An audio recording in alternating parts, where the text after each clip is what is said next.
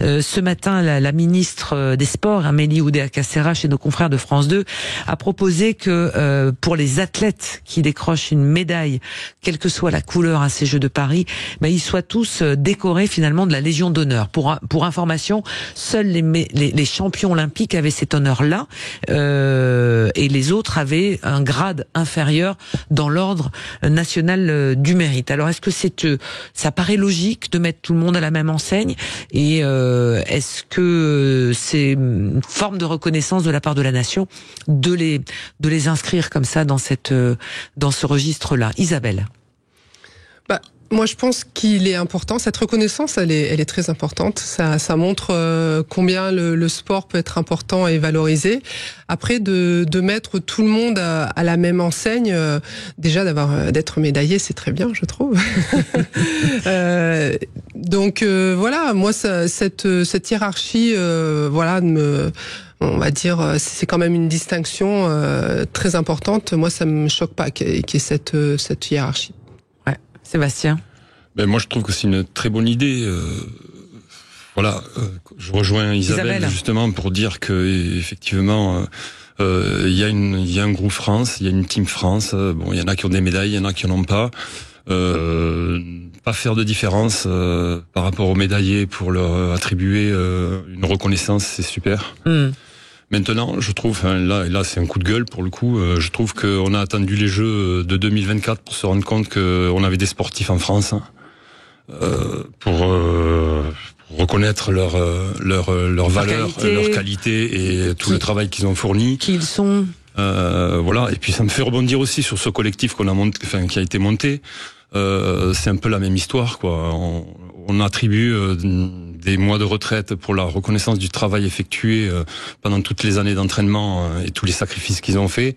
Mais ça, depuis seulement depuis 2012, tous les athlètes d'avant ne sont pas reconnus et sont mis un peu de côté et ils sont oubliés, on est les oubliés. Oui, et surtout c'est une distorsion de reconnaissance, c'est une inégalité ce que vous racontez, Sébastien, parce que vous avez vécu les mêmes choses. Tout à fait. Et pour revenir sur ces médailles, pour pas rester non plus sur les retraites, pour revenir sur ces médailles, les médaillés de Tokyo, alors ils ont pas seuls les médaillés d'or seront reconnus et les autres, qu'est-ce qu'on en dit, quoi. Qu'est-ce qu'ils en pensent, ces médaillés, justement. Alors c'est pour ça que effectivement reconnaître tous les athlètes, c'est une bonne chose. Bien devant votre micro, Sébastien. Vraiment, faut pas hésiter. On explique à nos auditeurs, parce que c'est vrai que ce collectif, vous êtes plus de 600, et dans ce collectif des championnes et des champions français, on le redit, il y a des champions olympiques, des champions du monde, des fois les 2, des fois les 3 champions d'Europe. Il y a des palmarès absolument gigantesques. Vous êtes donc d'une génération où on faisait souvent du sport amateur, où on avait pas d'autre choix que de s'entraîner et puis éventuellement de laisser tomber un peu ses études. C'est un peu ça, Isabelle. Et donc toutes ces années-là d'entraînement, aujourd'hui, alors que vous avez ramené des médailles, vous avez ramené des titres au sport français, tout ça, l'État vous dit, en gros, pour ces années-là, circuler, il n'y a rien à voir. Oui, c'est comme si on nous disait, ça n'a pas compté, quoi. Et on se rend compte que ces personnes, maintenant, qui arrivent à l'âge de la retraite, elles peuvent être dans une grande précarité. Et ça, c'est pas normal. C'est pas normal que des champions soient précaires à la retraite, qu'ils soient obligés de travailler jusqu'à 67 ans, alors que au niveau physique, c'est vrai qu'on est très impacté. Et ça, c'est une grosse discrimination que moi, j'arrive pas à comprendre. Oui, alors donc des médailles, des distinctions comme la Légion d'honneur, pourquoi pas, vous dites, mais d'abord un traitement social équitable pour tout le monde et pour longtemps. Oui, et considérer que tout le monde, mettre tout le monde à la même enseigne, et l'effet rétroactif, il est possible. Il est possible de changer les choses, et c'est ce qu'on revendique, parce que il y a tant de personnes, il y a des sports qui ont un peu plus de chance, qui sont professionnels, comme le basket, mais néanmoins à une certaine époque le basket n'était pas professionnel, était complètement amateur, et il faut aussi parler des sportifs après leur carrière. Ils enchaînent pas forcément sur une vie professionnelle dans des conditions où ils peuvent cumuler des trimestres, et la conséquence, c'est qu'ils se retrouvent à la retraite avec des conditions très très difficiles. y compris ces athlètes-là que l'on glorifie aujourd'hui, hein, parce qu'il y en a qui sont sur le devant de la scène, d'autres qui sont moins connus et qui certainement retomberont dans une forme d'anonymat généralisé à l'issue de la compétition. Et donc, c'est important aussi de s'occuper de l'après-carrière. J'avais envie d'entendre et d'inviter Alban Benasser qui est avec nous. Alban, bonsoir. Oui, bonsoir Christine. Bonsoir les vrais voix, bonsoir tout le monde. Merci d'être avec nous, Alban, ancien boxeur et avocat en droit du sport et des athlètes. Alors, on parlait de ces reconnaissances, on parlait de cette façon de reconnaître l'intégralité d'une carrière d'un sportif au même titre qu'une formation professionnelle qui est inclue aujourd'hui dans ses droits pour sa vie future. Ces histoires déjà, alors on va pas rentrer avec la Légion d'honneur pour tous les athlètes parce que de toute façon c'est le chef de l'État qui va donner son feu vert pour le faire ou pas. Mais par exemple, on parle beaucoup des primes qui sont accordées aux athlètes parce que certains peut-être se disent waouh super, ils vont gagner plein d'argent, ils vont être très riches à la sortie des JO. Mais on va quand même calmer tout le monde, Alban, en disant bon les primes certes, mais déjà elles sont fiscalisées. Exactement. En fait, alors traditionnellement, toutes ces primes étaient défiscalisées donc jusqu'en 2010. Ensuite, sur Vancouver et puis les Jeux suivants, ça a été fiscalisé. Ça a été à nouveau défiscalisé sur Rio et sur Tokyo. Et puis sur Paris, ce sera intégralement soumis à l'impôt sur le revenu. Donc pour donner une petite idée, sur une médaille d'or par exemple, pour un célibataire sans enfant, une fois qu'il aura payé l'impôt sur le revenu, sur les 80 000 euros de prime, il va lui rester à peu près 65 000 euros.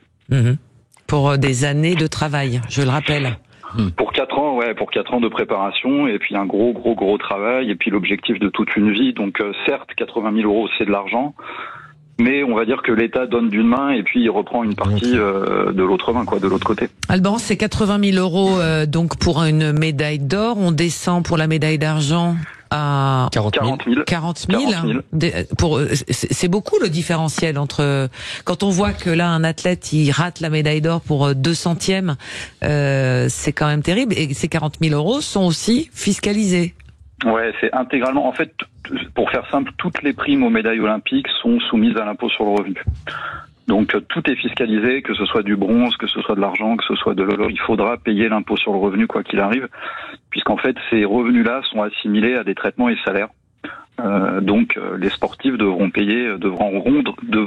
rendre une partie de cet argent à l'État. Alors Alban, vous restez avec nous, Alban Benasser, ancien boxeur, avocat en droit du sport et des affaires, le collectif des championnes et des champions français. On va continuer, on va faire une petite pause sur Sud Radio pour se retrouver juste après, faire et continuer de discuter sur ces histoires, voir aussi dans les autres pays comment ça se passe. Est-ce qu'on est mieux traité ailleurs? Est-ce qu'il y a un traitement plus favorable? Ça, Alban, vous allez nous dire. Antoine aussi a enquêté là-dessus. C'est important. On se retrouve dans un instant sur les vraies voix des JO. À tout de suite. Et en compagnie de nos vraies voix des JO, Sébastien Delaine ce soir avec nous, Isabelle Fijakowski également avec nous, membre du collectif des championnes et des champions français. On continue notre discussion avec vous, Alban Benasser, ancien boxeur et avocat en droit du sport et des athlètes. On parlait de ces récompenses et de ce traitement des athlètes français, ceux qui seront médaillés, mais il y a tous ceux qui ne le seront pas et qui feront peut-être leur dernier jeu à cette occasion, mais qui ont passé une grande partie de leur vie. Donc les médaillés recevront des primes. On en a donné le montant en rappelant que c'était fiscalisé. Est-ce qu'il y a des pays, Alban Benasser, qui traitent, j'allais pas dire mieux ou moins bien, mais qui sont plus généreux en tous les cas? Alors déjà ce qu'il faut noter, c'est que tout ça n'est pas du tout uniformisé. En fait, c'est un peu chaque gouvernement et chaque État qui va faire ses propres règles. On va dire que les champions en la matière, c'est les pays asiatiques, puisque Hong Kong et Singapour sont très généreux. C'est aux environs de 700 000 euros pour une médaille d'or dans ces pays-là. Où ça? Hong Kong et Singapour. Et c'est cumulable, il me semble, s'il y a 2 médailles d'or.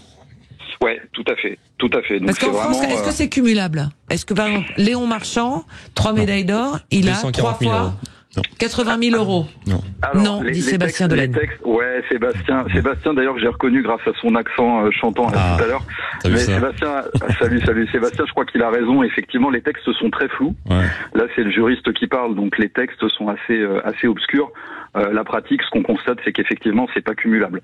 Donc, pour Léon Marchand, qui nous fait des performances incroyables, le pauvre, ce sera comme s'il avait eu, symboliquement, bien sûr, il a ses 3 médailles d'or, mais financièrement, il aura eu une prime, quoi. 65 000 €. Parce qu'il est célibataire et qu'il n'a pas d'enfant. Voilà. Lamentable. Lamentable. C'est terrible. C'est terrible. Et quand on compare effectivement à des pays comme Hong Kong, Singapour, où on voit des chiffres des 700 000 € pour une médaille d'or, on peut se dire qu'on est un petit peu à la traîne. Après, ce qu'on peut souligner aussi pour être, on va dire, le plus honnête possible, c'est qu'il y a quand même plus de 18 millions d'euros qui ont été budgétés sur les primes aux médailles dans le projet de loi de finances de 2024. Donc c'est un montant historiquement très élevé. On n'a jamais eu aussi élevé dans le budget du ministère des Sports. Mais ça s'explique parce qu'on récompense non seulement les athlètes, mais aussi l'encadrement. Ouais. Donc en fait, ça fait des montants qui paraissent tout de suite très élevés, sauf qu'il y en a une partie qui vont aux entraîneurs, etc. Oui, mais tout est assujetti à l'impôt. Et tout est assujetti à l'impôt, absolument. La règle reste la même. Donc ils vont en récupérer pas mal. Donc l'État va en récupérer une bonne partie. Donc on te dit, on va tracer une ligne à 18 000 €, mais on va en récupérer 25% en gros, non? Ouais, c'est ça. En fait, tu as une ligne budgétaire à 18 millions, un peu plus de 18 millions d'euros dans le projet de loi de finances. Et tu en as 15% en gros qui vont revenir dans la poche de l'État. Bien sûr, alors on parle de ces sommes-là. Pour certains Français, ça paraît beaucoup. Il y a des gens qui ont du mal à boucler leur fin de mois aussi. Alors je m'adresse à vous, les vraies voix, mais Alban Benasser aussi. On sait très bien que voilà, il y a des gens qui ont du mal avec l'inflation, que toutes ces sommes peuvent paraître colossales mais lisser sur une carrière sportive pour un titre ou pour une médaille, même si effectivement l'État, l'ANS a mis le paquet, Alban Benasser, sur la formation et le programme du haut niveau à l'occasion de ces Jeux de Paris, c'est pas pérenne. Non, parce que l'idée de ce programme d'accompagnement de la haute performance, c'était un peu de tirer les conséquences de Londres en 2012 en fait, parce qu'on s'était dit que les Britanniques avaient été très bons sur l'accompagnement de la haute performance. Donc il y a eu des améliorations de ce côté-là par rapport à notamment au dispositif que peut proposer l'ANS, donc l'Agence nationale du sport. Après, effectivement, c'est un très très gros travail. En fait, on dit 4 ans, une Olympiade, mais c'est un engagement d'une vie, quoi. C'est des athlètes qui pratiquent depuis tout petit, etc., etc. Donc c'est très peu valorisé, je trouve, au regard du travail qu'il faut fournir, et puis ensuite de l'après-carrière où finalement certains vont retomber un petit peu dans l'anonymat et voire même la précarité. Donc c'est un peu inquiétant. Isabelle. Ben oui, on oublie qu'être sportif professionnel, en fait, c'est normal d'être bien payé. C'est quand on a une haute fonction, on prend des risques. Et pendant qu'on est sportif, on fait pas d'études, donc on prend des risques sur sa vie. Donc moi, je trouve que c'est normal d'être rémunéré plus que la moyenne. C'est des gens exceptionnels et effectivement on voit pas que cette prime elle est même pas sur 4 ans des fois pour certains athlètes, c'est sur 8 ans, sur 10 ans de travail, et c'est une juste récompense, même si comme on l'a dit, on aimerait que ce soit un petit peu plus valorisé, pas justement que sur la prime, mais sur d'autres mesures sociales, d'accompagnement, d'aide aux athlètes et jusqu'à la retraite. Parce que ça sera ces questions-là, Alban Benasser, ça sera la question de la suite, parce qu'il y a un effet booster avec les Jeux de Paris, mais il va falloir pour le mouvement sportif français continuer d'aider ces athlètes à performer et qu'il n'y ait pas une forme de on a fait ce qu'il fallait et on revient finalement pas au système de la débrouille. Il y a beaucoup de choses qui sont faites aujourd'hui, mais on revient un tout petit peu, on réduit un peu la voilure. Oui, mais vous avez raison. Et en plus, ce qui est notable aussi, c'est qu'on a un certain nombre maintenant de fédérations internationales qui servent aux athlètes médaillés des primes. Donc non seulement les États, mais en plus l'athlétisme par exemple le fait, la boxe le fait. Enfin voilà, il y a des fédérations internationales qui viennent elles-mêmes récompenser les médaillés. Et je crois aussi que culturellement et historiquement, on est, contrairement par exemple aux pays de l'Est, aux pays des Balkans, où en fait la médaille ouvre un droit ensuite à une rente à vie. C'est-à-dire que l'État va valoriser, à partir de la 40e année par exemple pour la Serbie, un athlète serbe médaillé, il va percevoir non seulement une prime de l'ordre de 200 000 €, mais ensuite à partir de sa 40e année jusqu'à son décès, il va percevoir une rente à vie de l'État. Donc c'est vraiment valoriser sur la distance les sacrifices qui ont été faits pour la nation et pour le sport, quoi. Oui, moi effectivement je voulais intervenir sur un exemple très concret. que je connais bien parce que c'est un sport c'est un pays de pentathlon, c'est la Hongrie. Ça a été un sport national là-bas, le pentathlon, et donc on discute beaucoup. On a été souvent en stage. Il y a plusieurs compétitions sur l'année, des coupes du monde, des circuits internationaux, et ils ont eu pas mal de champions olympiques, de vice-champions olympiques, etc. Ils ont eu beaucoup de médailles olympiques, et ces médailles olympiques nous disaient justement qu'ils avaient une rente à vie, donc une retraite avant l'heure. À savoir que, à l'époque où j'étais pentathlète, donc c'était de l'ordre pour les médailles olympiques de 1 200 € par mois à vie à partir du moment où on est médaillé. C'est quand même joli, et c'est quand même une reconnaissance, mais à vie justement. Et la prime de la médaille d'or cette année pour la Hongrie, c'est $154 000 quand même. Ouais, c'est quand même sacrément élevé. Et c'est un pays très sportif, quoi. Oui. Là, il va y avoir beaucoup de discussions, j'imagine, sur l'après de tout ce qui va en refléter. Mais il y a des discussions aussi au niveau du Parlement, Alban Benasser, sur le statut de ces athlètes de haut niveau. Ça paraît pareil obscur peut-être au grand public, mais le statut, c'est-à-dire une sorte de convention, un cadre juridique qui protège les athlètes de haut niveau, jusqu'à il y a très peu de temps, ça n'existait pas. Alors oui, il faut tout de suite poser une distinction, parce que la plupart des gens qui nous écoutent vont dire Kylian Mbappé c'est un sportif de haut niveau. Alors non, Kylian Mbappé, sportivement, c'est un excellent sportif, c'est un sportif de haut niveau, mais c'est surtout un sportif professionnel. C'est-à-dire c'est quelqu'un qui est en contrat avec un club et qui est payé pour faire son sport. Ce qui n'est pas du tout le cas des sportifs amateurs et des sportifs de haut niveau, qui sont inscrits sur les listes ministérielles en France, mais ça leur procure des aides personnalisées, des choses comme ça. Mais en revanche, ils sont pas du tout payés salariés pour pratiquer leur sport. Ouais.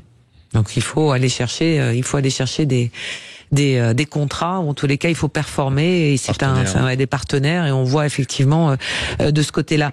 Alban, on en profite, vous êtes avocat en droit du sport et des athlètes, on voulait un petit éclaircissement puisque vous êtes là. On a abordé une chose hier à propos de Léon Marchand sur ce contrôle antidopage exercé dans sa chambre au village olympique à des horaires, on s'est quand même interrogé d'aller contrôler notre meilleur nageur à 6h moins le quart du matin et pas à 7h30 à l'heure où il est censé peut-être se réveiller.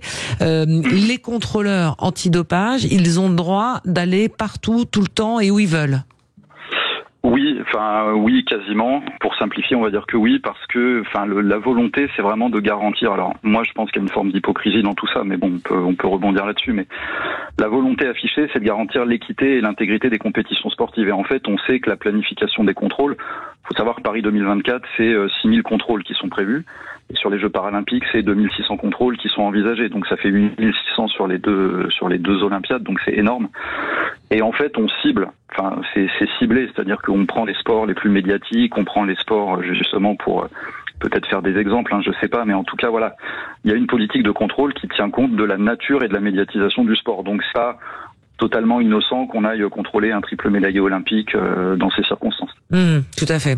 Avec des circonstances, effectivement. En plus, il était pas au village olympique, mais il s'était déclaré. Donc de ce côté-là, tout va bien pour lui.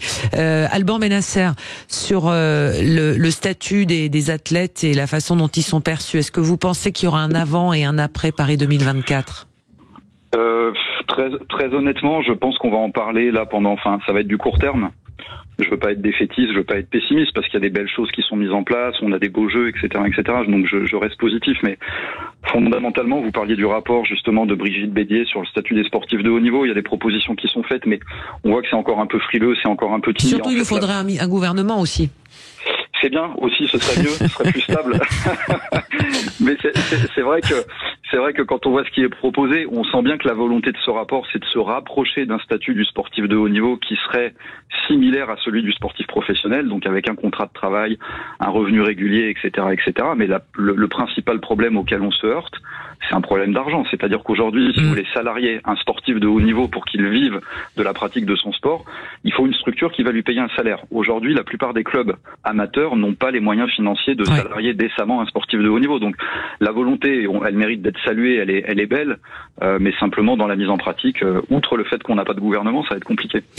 Voilà, effectivement. effectivement, c'est un vrai sujet. Alban Benasser, merci beaucoup de ces éclairages. Merci à vous. Je rappelle, effectivement, vous êtes avocat en droit du sport et des affaires, ancien boxeur professionnel aussi, et donc vous connaissez bien les tenants et les aboutissants. On arrive au bout de ces 2 heures des vraies voix. Sébastien Delaigne, Isabelle Fijakowski. On croise les doigts pour la suite. Tout à fait. Les Françaises, mais sur le podium. Isabelle, on se voit la semaine prochaine. À fond. j'espère. Vous revenez, vous savez où je reviens. Vous savez où c'est, puis l'Arena, elle est pas très loin, visiblement. C'est moins loin que Lille, nos studios. Sébastien, on vous laisse repartir à la Marchand-Léon, à la Léon Marchand Arena. Encore, ouais. Bon, à tous les cas, bonne chance à lui. En tous les cas, on lui souhaite que le meilleur. Et il nous a fait rêver. Et vous pouvez lui dire de notre part qu'il a fait rêver pas mal de gens ici. Merci à vous, Antoine Mazère. Il n'y a pas eu de médaille? Non, pas de médaille, mais juste pour parler justement du basket féminin, après avoir largement dominé le Canada, donc c'était lundi dernier, les Français donc valident leur place en quart de finale. Il fallait absolument gagner face au Nigeria, 75-54, c'est fait, notamment 15 points de Marine Johannes. Il y aura quand même un dernier match contre l'Australie, c'est dimanche à 21h, mais les filles sont en quart de finale, ça c'est une bonne nouvelle. Alors les filles en handball et en basket, elles sont en quart de finale, elles font le boulot les nanas, je veux pas dire, mais voilà, les garçons c'est plus dur. Et 21h37, la course de Léon Marchand tout à l'heure, 21h47. 21h47, la France s'arrête à 21h47, c'est dès qu'il nage. Mais il faudrait continuer à faire ça à chaque fois qu'il nage, mesdames, messieurs, ça serait pas mal. On pérennise ça aussi. Ah ouais, tout à fait. Allez.